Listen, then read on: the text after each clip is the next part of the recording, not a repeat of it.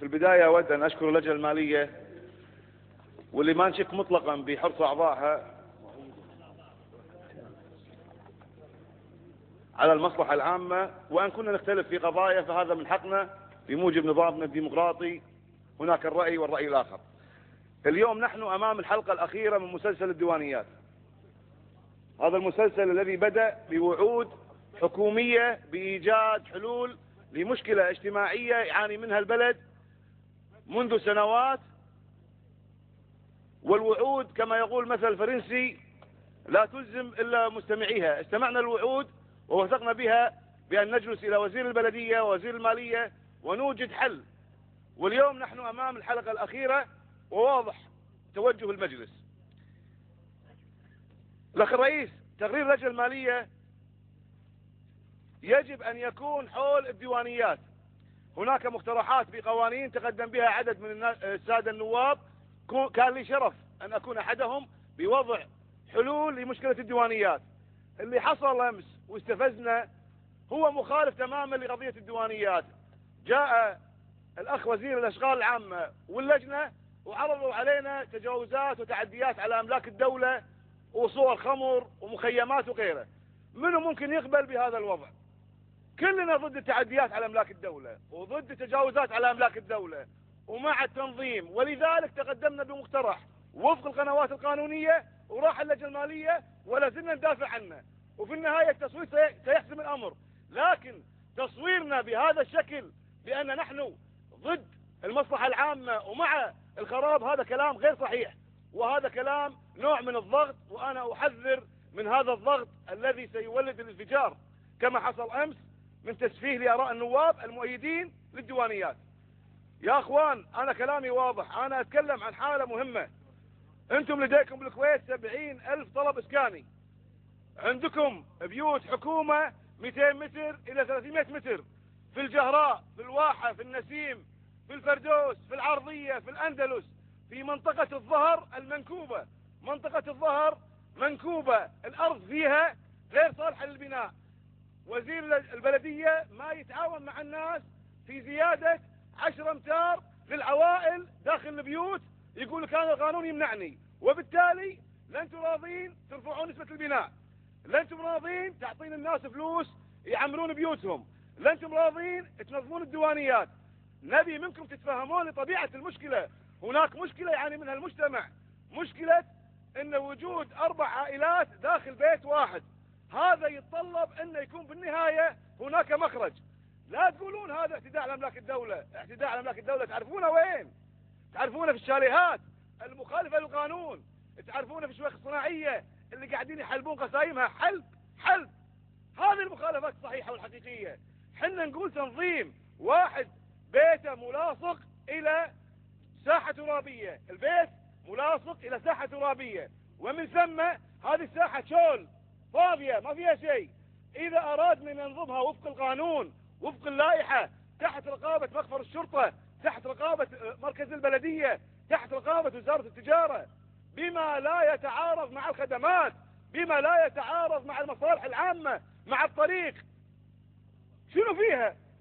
اللوحات الانتخابية جيتوا بالمجلس لي والقيتوها لأنها تسبب زحمة في المرور وتسبب أيضا نوع من أنواع إعاقة المرور، وحطينا مكانها بديل أن في لوحات جماعية.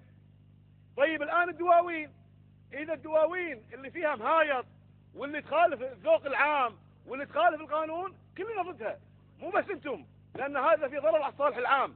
لكن احنا نتكلم عن مساحات ملاصقة للمنازل، نتكلم عن مساحات ملاصقة للمنازل يمكن تنظيمها بالعقل، بوجود المهندسين، بالحسابات يمكن تنظيمها. وإذا خالف الدولة تملك من الآليات انها تعيد تنظيم المخالفة او تحيله للقضاء، كما حالوا زميلنا الاستاذ عدنان عبد الصمد قبل شوي، انه حالوه على الخيمة. ممكن يحلون اي واحد ثاني مخالف اذا تجاوز في القانون، لكن تصورونا بان نحن ضد المصلحة العامة مع التعديات. لا، نحن ضد اي مساس في اراضي الدولة او اموالها، لكن نحن نحاول ان نجد حلا لمشكلة اجتماعية تتعلق بأزمة السكن، تتعلق بضيق المساحات، تتعلق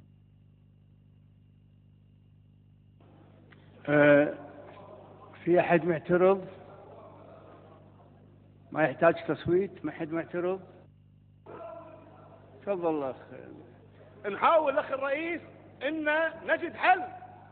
خلي بعض المسؤولين يروحون يشوفون الوضع المنكوب في مناطق مثل الواحة، مثل الفردوس، مثل منطقة الظهر.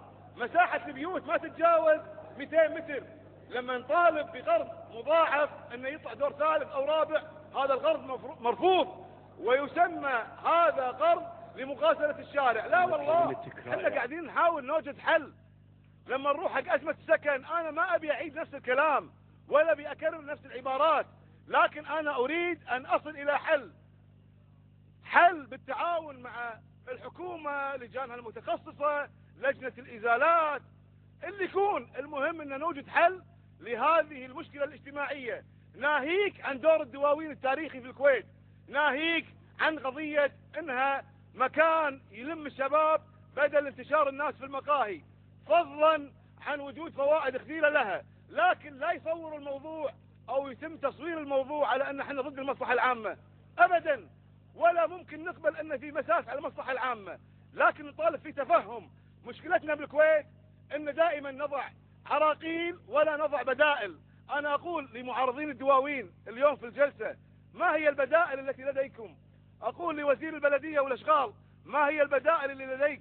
ما هي البدائل اللي عندك ممكن تقدمها للناس؟ ما هي البدائل يا اخوان؟ ابي اسمع بدائل. ان والله نبي نعطي المواطنين قرض يطلعون دور ثالث، ابي اعطي المواطنين فرصة انه يعمر بيته من جديد. عطني بدائل حتى انا اوافق. لكن مجرد ان نرفض، واكثر من الرفض ان نصور النواب الذين ايدوا القانون او تقدموا بهذه القوانين انهم مخربين، انهم ضد المصلحة العامة، هذا كلام فيه استفزاز وفيه ضغط ادى بالنهاية الى انفجار جلسة الامس، لان كم تصوير الموضوع بشكل مخالف للحقيقة، خاصة في العرض اللي جاءت لجنة الازالات وقدمته. نحن نتكلم عن دواوين، جايب لي مخيم فيه صور بطول خمر. نتكلم عن دواوين، جايب لي حمام سباحة. في احد منكم مع حمام سباحة بالشارع العام؟ ما حد مع حمام سباحة بالشارع العام، ولا حد مع ان يكون في مخيمات فيها بطول خمر ابدا. لكن احنا مع الدواوين، مع ايجاد الحلول للمشكلات اللي نعاني منها. الاخ الرئيس، الاخوة الاعضاء، انا اعتقد ان القوانين تجي وليدة لحاجة المجتمع. اذا كان المجتمع محتاج الى قانون تجي اهميته، وهذا هو دورنا نحن كمشرعين. لذلك حرصنا نمارس دورنا، حرصنا ان نقدم حلول. وانا اقول اذا حلولنا مو عجبتكم، اذا ترون حلولنا غلط، قدموا لنا بدائل. اعطونا بديل للوضع الحالي، اعطونا بديل لاستمرار ازمة السكن. اكثر من 70,000 كويتي منتظر، وهؤلاء 70,000 كويتي منهم نسبة كبيرة عايش مع ابوه او مع عائلته في بيت مساحته 300 متر. اعطوني بديل لهذه المشكلات، او اعطوني حلول لهذه المشكلات، بدلا من الاكتفاء بتصوير النواب المؤيدين لإقامة دواوين وفق القانون وبما لا يتعارض مع الصالح العام، بدأ تصويرهم على أنهم شياطين. لسنا شياطين ولسنا ملائكة، نحن نواب نحاول أن نصل إلى الطريق القانوني اللي يمكننا من إيجاد حلول لمشكلات يعاني منها المجتمع، ونحن نقدم بدائل، وهذه بدائلنا. لكن نبي ننتظر اليوم ونبي نسمع من الإخوان في الحكومة ومن الإخوان في اللجنة المالية ما هي بدائلكم.